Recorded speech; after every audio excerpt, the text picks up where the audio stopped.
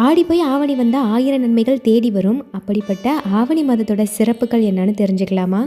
ஆவணியில் வர்ற அத்தனை நாட்களும் மங்களகரமான நாட்கள். அப்படி பெருமை மிகும் இந்த நாட்களில் தான் கணநாதர் கண்ணபிரான் திரு அவதாரம் அவதரித்த நாள். இது முழுமுதற் கடவுளான விநாயகரையும் உலகை காக்கும் பெருமாளையும் நமக்கு தந்தையாக விளங்கக்கூடிய சிவபெருமானையும் வணங்கக்கூடிய மாதம் தான் இந்த ஆவணி மாதம். விநாயகரும் கிருஷ்ணரும் அவதரித்த நாள் இந்த நாள். அது மட்டும் இல்லாமல் பல விசேஷங்கள் இந்த ஆவணி மாதத்தில் தான் வரும். இந்த ஆவணி மாதத்தை மாதங்களிலுடைய சிங்க மாதம் அப்படின்னும், அது மட்டும் இல்லாமல் மாதங்களின் அரசன் அப்படின்னும் சொல்லப்படுது.